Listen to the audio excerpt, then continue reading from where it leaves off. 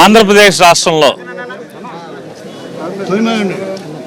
గడచిన 1.5 సంవత్సరంగా రైతాంగం పడుతున్నటువంటి అవస్థలు తిప్పలు ఏమీ చేయలేక, అంటే రైతులు ప్రభుత్వాన్ని ఏమీ చేయలేక, మా కష్టాలు పగవాడికి కూడా రాకూడదురా బాబు అని చెప్పని కన్నీరు పెట్టనటువంటి రోజు లేదు. సహజంగా సాంప్రదాయబద్ధంగా గ్రామీణ ప్రాంతాల్లో గ్రామాల్లో సామాన్యులు మాట్లాడుకునేటువంటి మాట, ఏ ఇంటైతే ఆ ఇంటి ఆడబడుచు కన్నీరు కారుస్తుందో, ఏ పొలంలో అయితే లేదా ఏ గ్రామంలో అయితే లేదా ఏ జిల్లాలో ఏ రాష్ట్రంలో రైతు నీళ్ళు అందక, విత్తనం అందక, లేదా యూరియా అందక, కాంప్లెక్స్ అందక, లేదా ఎరువులు అందక, గిట్టుబాటు ధర రాక, ఏ కారణంతో అయినా రైతు కన్నీళ్లు నేల మీద పడతాయో ఆ రాష్ట్రానికి ఆ ఊరికి అరిష్టం అని చెప్పని సాంప్రదాయబద్ధంగా మాట్లాడుకుంటుంటారు.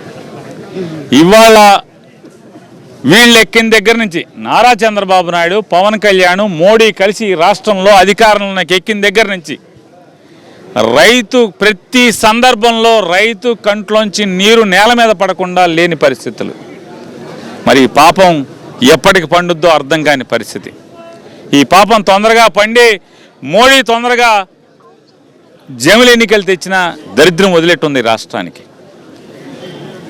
సమయానికి ఏ రోజు స్పందించేటువంటి ముందు చూపు, 40 ఏళ్ల అనుభవం అంటాడు, నాకన్నా పోటుగాడు లేడంటాడు, నాకన్నా సీనియర్ లేడంటాడు. దేనికేం చెప్తున్నాను, ఎందుకోసం, ఎవరిని ఉద్ధరించడం కోసం. జగన్మోహన్ రెడ్డి గారు మాట్లాడే వరకు, జగన్మోహన్ రెడ్డి గారు పిలిపించే వరకు ఒక్కరోజు కూడా ముందు ఆలోచన చేసిన పరిస్థితులు లేవు. పంట గిట్టుబాటు ధరల్లోనా, లేదా నీరు అందించడంలోనా, ఇవాళ ఎరువులు అందించడంలోనా. నిన్న ఈ రాష్ట్రానికి వ్యవసాయ శాఖ మంత్రి, ఆయన ఆజానుబాహుడు, ఆయన మాట్లాడతాడు. ముందేం చెప్తాడు, రైతులు వచ్చే ఏడు పంటకు కూడా దాచేసుకుంటున్నారు, యూరియా పుష్కలంగా ఉంది, రైతులందరూ కూడా యూరియాని దాచుకుంటున్నారని చెప్పి మాట్లాడతాడు. నిన్న అంటాడు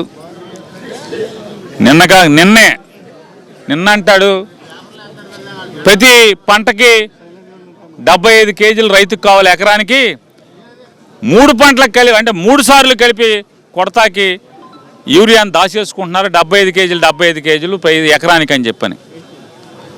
నేను అంటున్నాను ఒకటే, ఈ రాష్ట్ర వ్యవసాయ శాఖ మంత్రివి కదా, నీకు ముఖ్యమంత్రి గారికి, ఈ వ్యవసాయ శాఖ మంత్రికి ముఖ్యమంత్రి గారికి మీ బాధ్యత ఏమైసి వచ్చింది అని అడుగుతున్నాను.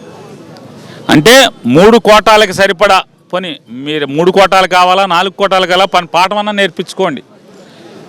నారుమళ్ళు అవ్వంగానే, లేకపోతే విత్తంగానే, ఎదజల్లంగానే 4వ రోజు 5వ రోజు 6వ రోజు 7వ రోజు దొరికిన దాన్ని బట్టి యూరియాను కలుపు మందులు కలిపి కొట్టాలి.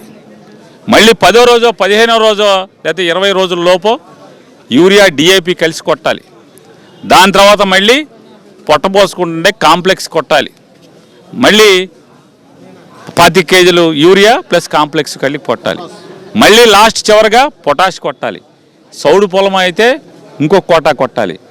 హీనపక్షంలో ఎకరానికి 100 కేజీల నుంచి 125 కేజీలు భూసారాన్ని బట్టి రైతుకి ఎకరానికి కావాలి. ఈయన 3 కోటాలు 75 కేజీలు చాలంటున్నాడు. పోనీ నువ్వే పెద్ద పండితుడివి, బాగా పోటుగాడివి, ఇరగదీసి వ్యవసాయం చేస్తున్నావు విజయనగరంలో లేదా శ్రీకాకుళంలో, ఉత్తరాంధ్రలో నువ్వు ఇరగదీసి వ్యవసాయం చేస్తున్నావు, 75 కేజీలు ముందు తెప్పించుకోవడం చేత కాదా అని అడుగుతున్నాను ఈ నారా చంద్రబాబు నాయుడిని. ఎకరానికి 75 కేజీలు నీ దగ్గర ఈ రాష్ట్రంలో స్టాక్ ఉండాలా అక్కర్లేదా? జగన్మోహన్ రెడ్డి గారు పెట్టిన రైతు భరోసా కేంద్రాన్ని, ఆర్బీకేల్ని మూసేసి దానికి బోర్డు మార్చి రైతు సేవా కేంద్రం అని పెట్టారు కదా. ఆ రైతు సేవా కేంద్రంలో రైతుకి కావలసినటువంటి నీ లెక్క ప్రకారం, మా లెక్క అయితే 100-110 కేజీలు, నీ లెక్క ప్రకారం 75 కేజీలు యూరియా ఉండాలా అక్కర్లేదా? ఇవాళ నిన్న చంద్రబాబు నాయుడు డ్రామా వెంటనే ఆంధ్రజ్యోతి, ఈనాడు, TV5 మొత్తం మోత చేస్తున్నాయి, లేదా కొన్ని కిరాయికి తెచ్చుకున్న ఛానల్స్ కూడా మోత చేస్తున్నాయి. నారా చంద్రబాబు నాయుడు గారు ఢిల్లీ మాట్లాడేశాడు, నడ్డాతో మాట్లాడేశాడు, వచ్చేస్తున్నాయి, నడ్డా యూరియా పార్సిల్ చేస్తున్నాడు, లారీలకు ఎత్తుతున్నాడు, రైలుకి ఎత్తుతున్నాడు, వచ్చేస్తున్నాయి అని చెప్తున్నారు.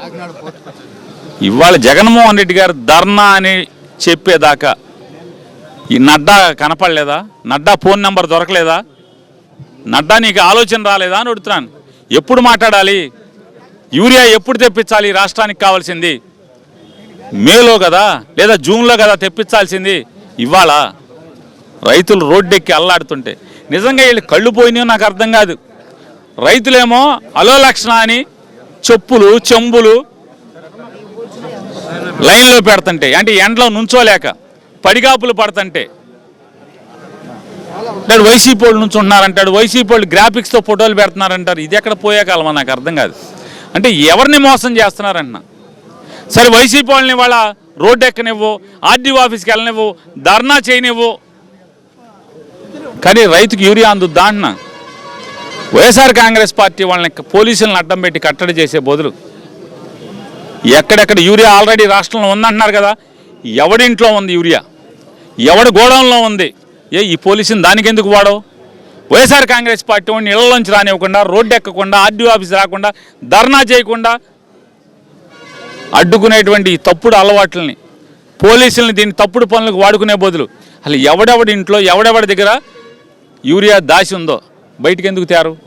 పోలీసులను దానికి వాడచ్చు కదా, వాడరు. ఇటువంటి దుర్మార్గమైనటువంటి పరిపాలన ఇవాళ సాగుతుంది. ఎవడి కళ్ళు గంతలు కడతారు? ఈనాడులో ఆపగలరు, ఆంధ్రజ్యోతిలో ఆపగలరు, TV5లో ఆపగలరు, మహాన బొహాన ఉంది దాంట్లో ఆపగలవు, లేదా కిరాయికి తెచ్చుకున్నటువంటి ఇంకొక 7-8 ఛానల్స్ ఉన్నాయి వాటిలో ఆపగలవు, కానీ ఫోన్లో ఆపగలవా అని అడుగుతున్నాను. రైతు కష్టాలు రైతు లేదు ఎవడక్కర్లా, ఫోన్లు సోషల్ మీడియాను కూడా బొక్కలేయమంటున్నాడు. అంటే ఈ చంద్రబాబు నాయుడు చెప్తాడు బొక్కలో వేయండి అంటున్నాడు, బొక్కలో వేస్తామంటున్నాడు. సరే నువ్వు బొక్కలో వేయద్దు కానీ వైసీపీ వాడిని, కానీ రేపు నువ్వు ఓటుకి వెళ్ళాక నిన్ను ఎందులో వేస్తారు ఈ రైతులందరూ కూడా? అసలు ఈ రాష్ట్రంలో ఎవడు సుఖంగా ఉన్నాడు? ఈ ప్రభుత్వం వల్ల, ఈ పరిపాలన వల్ల ఎవడు సుఖంగా ఉన్నాడు? రైతులు సుఖం లేదు. ఈ రాష్ట్రంలో రైతులకి యూరియా దొరకదు కానీ బ్రాందీ, అంటే అది మర్చిపోటాకి యూరియా దొరకలేదనేటువంటి బాధ మర్చిపోతాకి గడప గడపకి సందులు గొంతులో బ్రాందీ దొరుకుద్ది, లేదా కష్టాలు పడలేకపోతే చచ్చిపోటాకి పురుగు మందు దొరుకుద్ది తప్పితే యూరియా మాత్రం దొరకదు రైతులకి. నీ బాధ్యత లేదా అని అడుగుతున్నాను. బాధ్యత ఉండాలి కదా.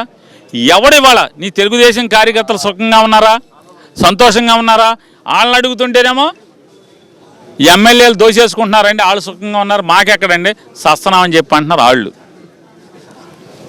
ఎమ్మెల్యేలను అడుగుతుంటే మంత్రులు దోసేసుకుంటున్నారండి, మాది అంత అండి కొద్దిగా అంటున్నారు. మంత్రులను అడుగుతుంటే టీవీ వాడు ఎవడన్నా వెళ్ళి అది పేపర్ వాడు వెళ్ళి మాదే ఉందండి, బాబు కొడుకు దోసేసుకుంటున్నారు, మాదే ఉందంటున్నారు.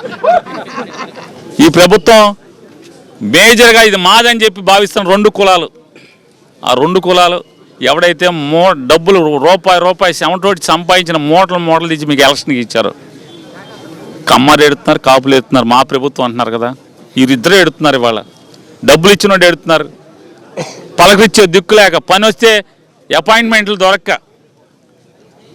మామూలు అప్పుడేమో ఊరూరో తిరిగారు, దేశం తిరిగారు, అమెరికా తిరిగారు, ఆఫ్రికా తిరిగారు, సందాలు పోగేశారు, డాలర్లు అన్నీ ఇవ్వండి మేము జగన్ కోసేస్తాం తోసేస్తామని చెప్పని. వాళ్ళందరూ ఇవాళ పని వస్తే ఆ పొలాలు ఏమో ఎమ్మెల్యేలు ఆక్రమించుకుంటున్నారు, వాళ్ళ ఆస్తులు ఎమ్మెల్యేలు ఆక్రమించుకుంటున్నారు.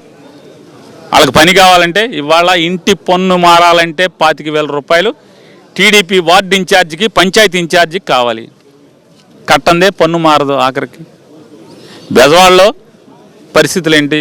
ఒక్కసారి మీ వాళ్ళని అడిగితే చెప్తారు. మీకు సందాలు ఇచ్చినోడిని ఒక టీ ఇచ్చి ఏంటి ఏం జరుగుతుందిరా అంటే చెప్తారు. కాబట్టి ఏదన్నా మీ సావు మీరు చావండి, దోసుకు తినండి, మూటలు కట్టుకు చచ్చిపోండి, కానీ రైతులకు యూరియా ఇవ్వమని చెప్పని మాత్రం మేము డిమాండ్ చేస్తున్నాం. మీరేమో వైసీపీకి సంబంధించి నిరసన కార్యక్రమాలు చేస్తేనే రైతుల సమస్యల పరిష్కారం అవుతాయి అంటున్నారు. చంద్రబాబు ఏమో రేపు సూపర్ 6 సూపర్ హిట్ అని రేపు సబ్ పెట్టారు. దాన్ని ఎట్లా చూస్తారు? ఏమంటే నట్టింట్లో లేకపోతే ఇంటి ముందు దున్నపోతు అడ్డంగా పడుకుని ఉంది, ఏం చేస్తారు మీరు? ఏం చేస్తారు చెప్పండి అన్న. ముళ్ళుకారతో పొడవద్దా? మేము చేసే పని అదే. సిగ్గు ఎగ్గు లేకుండా నట్టింట్లో పేడగళ్ళు వేస్తాకి ఇంక దేనికి పనికి వస్తుంది దున్నపోతు? పేడగళ్ళు వేయటానికి తప్పితే ఎందుకు పనికిరాని దున్నపోతు ఇంట్లో అడ్డంగా మా బతుకులకి అడ్డంగా పడుకుని ఉంటే దాన్ని ముళ్ళుకార రెట్టి లేపే ప్రయత్నం మేము చేసింది అంతే, అంతకుమించి మేమేం చేయట్లేదు.